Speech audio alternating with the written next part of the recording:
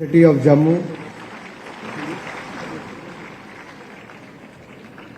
और सबसे पहले तो माता वैष्णो देवी के चरणों में प्रणाम करते हुए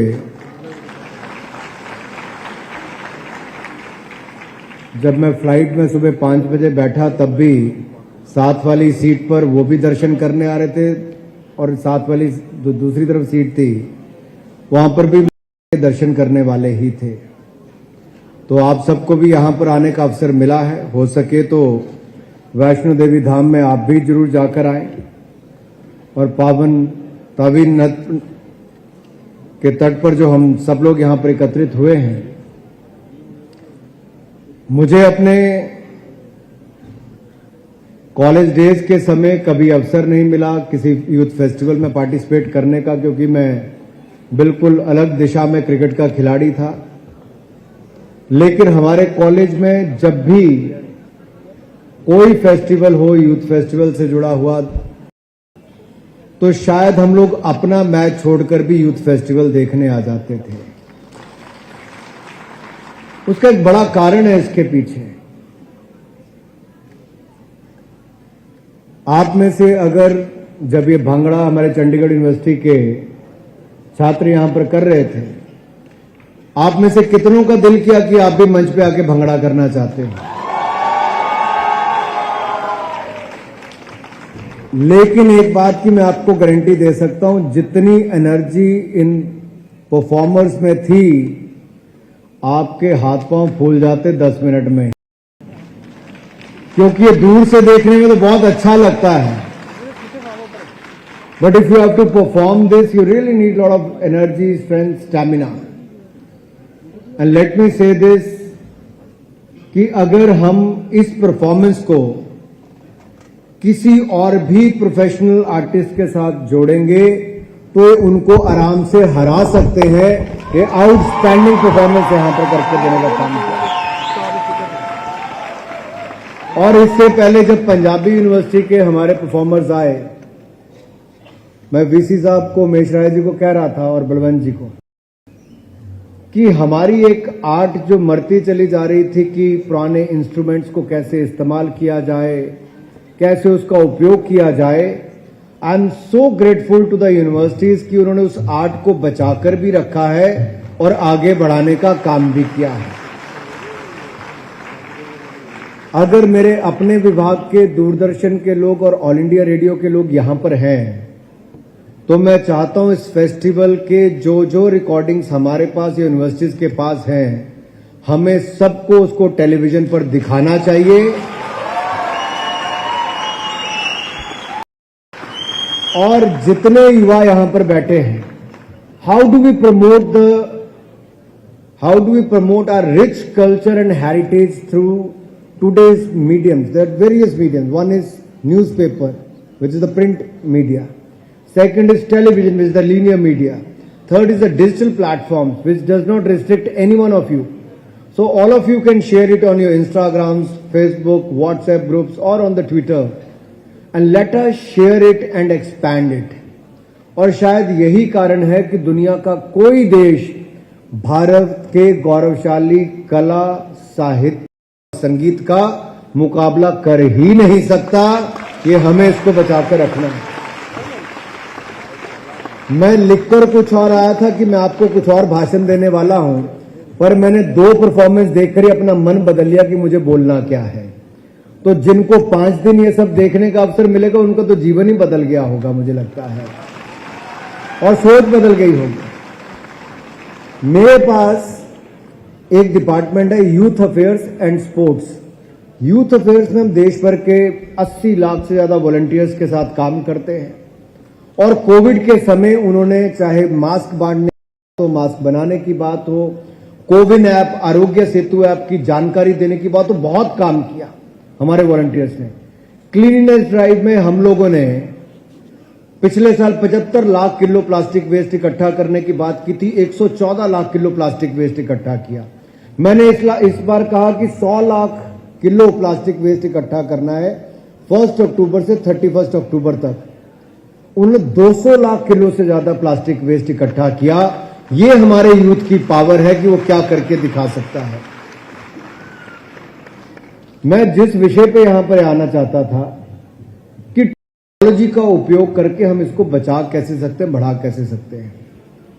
बहुत सारे इंस्ट्रूमेंट का तो मुझे नहीं पता। अब कोई बोलते चिमटा बजा रहा था, बांसुरी बजा रहा था, ढोलकी बजा रहा था, ये सब तो बोलेंगे, लेकिन मेरे ख्याल से कम 20 इंस्ट्रूमेंट्स वो एक के बाद दूसरा बजाने का काम कर रहे थे। हम सब भी इकट्ठे हो जाए तब भी उतने इंस्ट्रूमेंट नहीं बजा सकते जितने पंजाबी यूनिवर्सिटी वालों ने अकेले बजाकर दिखाए हैं। यमला जट का नाम सुनिया नहीं सुनिया है? और पंजाबी म्यूजिक आज पूरे देश ही नहीं बल्कि दुनिया भर में एक नई पहचान बनाई है। हम डोगरी गानों की बात करते हैं, हिमाचल के पहाड़ी गानों की बात करते हैं। एक पाकिस्तान की सिंगर है मलिका पुखराज, वो डोगरी गाने गाती थी। पाकिस्तान बनने के बाद भी उन्होंने उसको आगे बढ़ाया, लगातार आगे बढ़ाया। और उसमें कहां के नाम आते हैं? देहरा के, नूरपुर के, चंबा के, नदौन के, जो पाकिस्तान में कोई जानता नहीं होगा, सब हिमाचल के छोटे छोटे गांव हैं। अभी साहब ने एक बसोली पेंटिंग दी तो मैं कह रहा था कि Guler painting, Kangra painting, Chamba painting, Basoli painting, ये उस समय की बात है जब नैनसुख पेंटर, आज यहां पे आप में से शायद 2-3 लोग मुश्किल से जानते होंगे, लेकिन नैनसुख पेंटिंग लाखों रुपए की नहीं करोड़ों रुपए की यूरोप में बिकती है। ये अपने आप में हमारी यहां की कला। हमने बचाने का काम कितना किया है। Roerich art gallery, Russian great painter. आप कभी मनाली जाएंगे तो मनाली के पास एक छोटा सा गांव है, आपको वहां पर नगर में उनका एक म्यूजियम देखने को मिलेगा। पत्नी यहीं से देविका बहुत बड़ी हीरोइन थी भारत की, वो रही। उनका मॉस्को से लेके यहां तक उनका म्यूजियम है। मैं सब बातें इसलिए टच कर रहा हूं क्योंकि हमारे पास गौरवशाली इतिहास था, है। हमारी पहले की पीढ़ियों ने शायद उतना बचाने का काम नहीं किया है। ये जिम्मेदारी आप सबके ऊपर आने वाली है। When Prime Minister spoke this time from the Red Fort on 15th August 2022, he talked about 5 resolves, पंच प्रण की बात की उन्होंने। वो पंच प्रण क्या थे? भारत का निर्माण करना, गुलामी की मानसिकता से बाहर निकलना, गौरवशाली कला, साहित्य, संस्कृति को पर गर्व करना, एकता, एकजुटता को बनाए रखना, और 5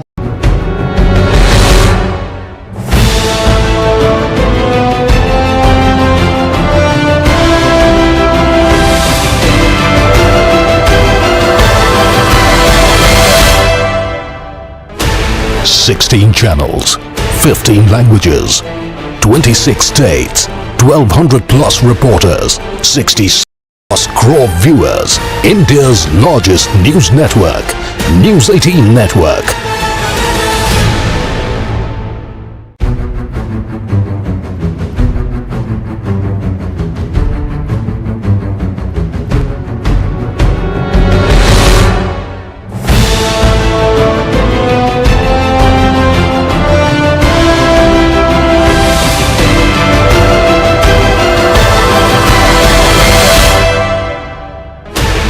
Sixteen channels, 15 languages, 26 states, 1200 plus reporters, 60 plus crore viewers. India's largest news network, News 18 Network. आपकी डिग्री से पहले वो ये लोग नोटिस कर लेते हैं कि आप अंदर कैसे चल के आए, आपने पहना क्या है, आप विश कैसे कर रहे हो, आप बातचीत कैसे कर रहे हो, आपका कॉन्फिडेंस लेवल क्या है। वो आपके सर्टिफिकेट, आपके मार्क्स से ज्यादा वो इंपॉर्टेंट हो जाता है। And in today's era when I talk about new India, it has 2 foundations also, which is Khelo India and fit India. Khelo India के माध्यम से हम लोग खेलो इंडिया यूथ गेम्स, खेलो इंडिया यूनिवर्सिटी गेम्स और खेलो इंडिया विंटर गेम्स, जो इस बार 10 Feb से 14 Feb तक गुलमर्ग में होने वाली है, और ये 6 दिन चलेगी। 11 तरह की इसमें गेम्स खेली जाएंगी। 1500 से ज्यादा खिलाड़ी भाग लेंगे और 29 राज्य और यूनियन टेरिटरीज के खिलाड़ी कहीं और ही नहीं, जम्मू कश्मीर के गुलमर्ग में आने वाले हैं। ये अपने आप में बहुत बड़ा फेस्टिवल वहां पर होने वाला है। लेकिन जब मैंने फिट इंडिया की बात की, अब फिटनेस क्या है? It could be anything, it could be from walking to exercising, gymming और व्हाटएवर। लेकिन आज देख के तो ये लग रहा था कि फिटनेस का एक और कारण भंगड़ा भी हो सकता है, कोई डांस फॉर्म भी हो सकती है, हो सकती नहीं हो सकती है। तो एक ही चीज याद रखनी है, फिटनेस का डोज आधा घंटा रोज। फिटनेस का डोज, ये जिनकी आधे घंटे रोज की आवाज आ गई वो तो फिट रहने के लिए तैयार हो गए, बाकी लोग सुस्ता गए हैं। ये मैं इसलिए कह रहा हूं क्योंकि दुनिया के सबसे ज्यादा ओबेसिटी के केसेस, डायबिटिक के केसेस, ट्यूबरक्लोसिस के केसेस भारत में हैं। And this is all related to your health issues and the mental fitness. So I think we should be aware कि हमारे लिए चैलेंजेस क्या क्या है। मैं कई बार युवाओं की ओर देखता हूं तो देखता हूं बीच बीच में बड़े परेशान हो जाते हैं। मैं बलवंत जी से पूछ रहा था बैठे बैठे कि आप तो बलवंत जी बहुत सारे देशों में सफर करके आए हो, बहुत सारे देशों में काम भी करने का अवसर मिला होगा, क्या दुनिया भर के देश में आज चुनौती क्या है? तो मुझे कह रहे थे उनके युवाओं के ऊपर मेंटल स्ट्रेस बड़ा है, they don't know how to tackle it. Whereas in India we know it well, we have seen it during the pandemic time how we have handled it. On one hand we made vaccines and gave 100 and administered 220 crore vaccines free of cost in India. That is one area. On the other hand we adopted yoga, which the entire globe is celebrating 21st June as a yoga day. Now we have Yogasana as a traditional sport which is part of our national games and the Khelo India Games. We are soon going to have a World Cup of Yogasana, जहां दुनिया ने योग को अपना माना है। आपको भी योग और फिटनेस के अन्य चीजों को अपने जीवन में धारण करने की आदत डालनी चाहिए। ये मैं इसलिए कह रहा हूं कि फिट रहकर ही आप मेंटल फिजिकल फिटनेस के कारण ही ज्यादा आउटपुट दे। दूसरा, परेशानी जब होती है तो हम कई बार सोचते हैं कि हमें तो केवल अपना ही फ्यूचर देखना है। किसको लगता है हमें अपना अपना ही फ्यूचर देखना है कि देश का भी बनाना है कुछ? ऊपर वालों से पूछ लूं जरा, ऊपर, क्योंकि ऊपर खचाखच भरा हुआ है पूरा हॉल।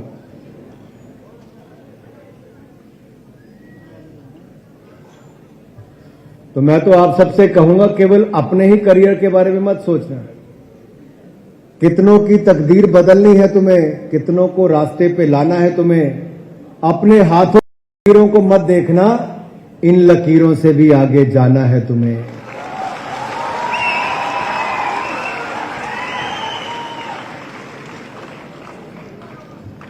और भारत के, किसने कहा एक बार और, एक बार से ज्यादा तो मैंने कभी पेपर नहीं दिया। मैं इसलिए कह रहा हूं ये सब कि आज भारत की ओर दुनिया देख रही है। जब हम अमृत काल की बात करते हैं, 75th ईयर ऑफ इंडिपेंडेंस की बात करते हैं, न्यू इंडिया की बात करते हैं, तो हम केवल अपने आप तक सीमित नहीं है। कभी हमारा देश दुनिया से वैक्सीन लेता था, दुनिया से हथियार लेता था, दुनिया से मोबाइल फोन लेता था। आज हम 1 लाख करोड़ रुपए के मोबाइल फोन एक्सपोर्ट करते हैं, जो 5 साल पहले हम दुनिया के सबसे बड़े इंपोर्टर थे। Now we have become the second largest manufacturer in the world. जहां हम दुनिया के सबसे बड़े इंपोर्टर थे हथियारों के, हमने 2 सालों में ये बदलाव करके दिखा दिया कि हमने इस साल 16,000 करोड़ रुपए का एक्सपोर्ट डिफेंस इक्विपमेंट का किया है, और अगले 5 साल में हम इसको 1 लाख करोड़ तक ले जाने वाले हैं। ये बदलते भारत की तस्वीर है। So we should not look at following others, we should start looking at leading. And if we have to lead, we have to read. Nation who reads, that leads. और बगैर पढ़े लिखे कुछ नहीं होता है। And I'm glad to see Umesh ji कि आपके यहां पर रिसर्च एंड डेवलपमेंट पे बहुत काम हो रहा है, और भारत सरकार ने 16.5 करोड़ रुपया आपको रिसर्च एंड डेवलपमेंट के लिए भी दिया है, और नैक का भी A+ कैटेगरी में आपकी यूनिवर्सिटी आती है। इसके लिए आपको बहुत बहुत बधाई, बहुत बहुत शुभकामनाएं। कहीं जाओ तो फोटो खिंचवाने के लिए इतनी खिचड़ी पकती है कि वो सब गड़बड़ हो जाता है। लेकिन जैसे ही मैं जम्मू यूनिवर्सिटी में आया तो इनके जर्नलिज्म के स्टूडेंट्स बिल्कुल एक के बाद दूसरी कतार में खड़े थे। मैंने कहा इतने डिसिप्लिन ऑर्गेनाइज कहां से आ गए। तो अगर आप जर्नलिज्म के लिए कुछ अच्छा कर रहे हैं और अगर इंफॉर्मेशन ब्रॉडकास्टिंग डिपार्टमेंट किसी हाल में आपके किसी लैब में रिसर्च एंड डेवलपमेंट किसी भी तरह से कोई प्रोजेक्ट में सहयोग कर सकता है तो मैं चाहूंगा कि भारत सरकार जम्मू यूनिवर्सिटी के किसी भी ऐसे जर्नलिज्म के कोर्स या लैब या किसी रिसर्च एंड डेवलपमेंट के प्रोग्राम के साथ जुड़ेगी और उसमें हम आपकी मदद करने का काम भी करेंगे।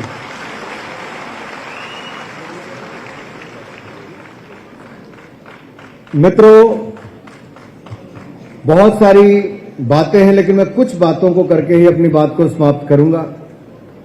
We talk about sustainable development, we talk about growth, but it has to be sustainable growth.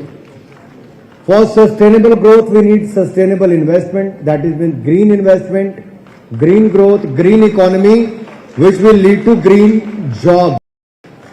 And for that, India is doing everything. One is India is going to be the global hub for green hydrogen. आप petrol, diesel इसकी गाड़ियां चलाते हैं, जब तालियां बिना मतलब से बजनी शुरू हो जाए तो मतलब कि भाषण खत्म कर दो। अब ज्यादा बच जाए तो इसका मतलब थोड़ी देर और बोल लो।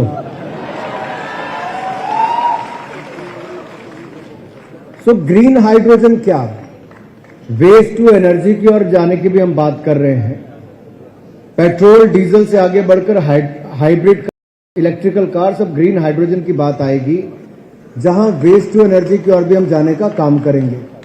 और दुनिया भर में 5 million metric ton production Bharat करने वाला है। दुनिया का 10% हम लोग पैदा करेंगे। अगले 5 सालों में 8 लाख करोड़ की इन्वेस्टमेंट आएगी और ग्रीन जॉब्स भी आपके लिए बनेंगे। गोवर्धन ग्रीन टू इससे गोवर्धन यानी कि वेस्ट टू वेल्थ, उस दिशा में भी हम नया प्रोजेक्ट लाने का काम कर रहे हैं, उसमें भी आपको मिलेगा। शिक्षा में भी जैसे मैंने कहा कि हम स्किल डेवलपमेंट पे तो काम कर ही रहे हैं। स्टार्टअप इकोसिस्टम यूथ का है और मोदी जी इसमें आपको टैक्स बेनिफिट दिया, इंस्पेक्टर राज से मुक्ति दी। तब भारत 7 साल पहले स्टार्टअप इकोसिस्टम में कहीं नहीं था। भारत के युवाओं ने 90,000 स्टार्टअप शुरू किए। 107 कंपनीज आज यूनिकॉर्न बनी है और उनकी वर्थ $30 बिलियन है, लगभग 2.5 लाख करोड़ रुपया। और आज भारत दुनिया का तीसरा सबसे बड़ा स्टार्टअप इकोसिस्टम बड़ा है। All thanks to the youth of India. Congratulations to you. मित्रों, हम आजादी का अमृत महोत्सव मना रहे हैं और किन लोगों ने स्वतंत्रता संग्राम में बड़ी भूमिका निभाई। मैं तो हिमाचल प्रदेश साथ लगते राज्य से आता हूं। छोटा सा राज्य है, लेकिन जब अभी मोदी जी ने 23 जनवरी को नेताजी सुभाष चंद्र बोस की जन्म जयंती पर 21 द्वीपों को 21 परमवीर चक्र विजेताओं के नाम पर किया, तो उन 21 परमवीर चक्र विजेताओं में 4 हिमाचल प्रदेश के थे।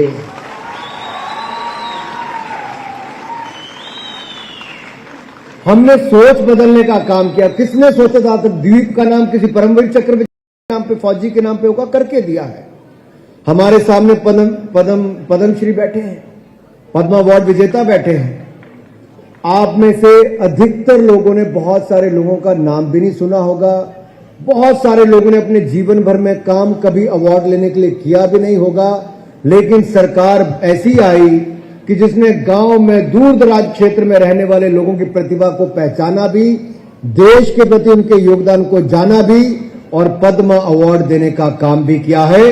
तो इन महान विभूतियों को देने का काम किया। मैं बहुत बहुत बधाई और बहुत बहुत शुभकामनाएं आपको भी देना चाहता हूं। मित्रों,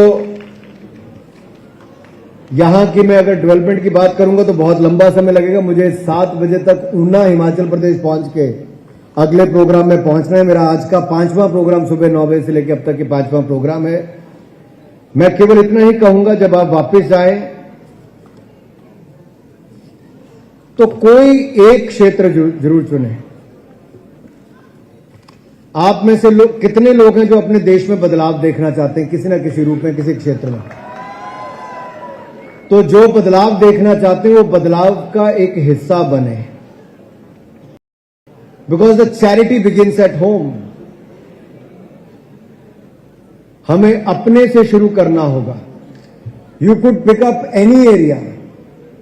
स्वच्छ भारत भी हो सकता है, किसी को शिक्षित करने का भी हो सकता है, और खेलकूद में किसी को आगे बढ़ाने का हो सकता है, कला संस्कृति को बचाने का हो सकता है। डिपेंड करता है आप कौन से क्षेत्र में अपना योगदान देना चाहते हो, कौन से क्षेत्र में बदलाव देखना चाहते हो। अगले 25 साल, ये अमृत काल से लेकर स्वर्णिम काल, जब 100 साल भारत के होंगे, मैं इस यात्रा को 25 साल की यात्रा को अमृत काल, स्वर्णिम काल की यात्रा में आपकी भूमिका क्या होगी, ये सुनिश्चित ना कोई वाइस चांसलर कर सकता है, ना कोई फैकल्टी मेंबर कर सकता है। इसको हर युवा को करना है, और मैं चाहूंगा कि आप अपना वो रास्ता चुने। कोई एक क्षेत्र ऐसा चुने जहां पर आप बदलाव देखना चाहते हैं। और विश्वास मानिए, जब 140 करोड़ के भारत में 65% युवा ये प्रण लेकर चलेंगे कि हम बदलाव लाएंगे, तो ये नया भारत, विकसित भारत भी बनेगा, और अमृत काल से हमारी स्वर्णिम काल की यात्रा ये बड़ी उपलब्धियों भरी भी होगी, मुझे पूर्ण विश्वास है मेरे मित्रों। लेकिन आप में से निराश और परेशान भी हो जाएंगे। परेशान मत होना। अवनी लाकड़ा का नाम कितने लोगों ने सुना है आप में से? 3 हाथ खड़े हुए 1000 लोगों में से। पैरालंपियन है, शूटर है, 19 साल की लड़की जिसकी दोनों टांगे नहीं रही। उसकी हिम्मत को सोचिए। उसने अपने ऊपर विश्वास किया, और 19 साल की उम्र में यंगेस्ट एथलीट पैरालंपियन भारत की बनी, जिसने एक नहीं 2 पैरालंपिक मेडल जीतने का किया, राइफल शूटिंग में गोल्ड मेडल जीतने का काम किया। अगर आपको अपने ऊपर विश्वास होगा, तब दुनिया आपके ऊपर विश्वास करेगी। इसलिए आप सबसे कहना चाहता हूं, परेशानियों से भागना बहुत आसान होता है। हर जिंदगी में एक मुश्किल इम्तिहान होता है। भागने वालों को कुछ नहीं मिलता जिंदगी में, लड़ने वालों के कदमों में ही जहां होता है।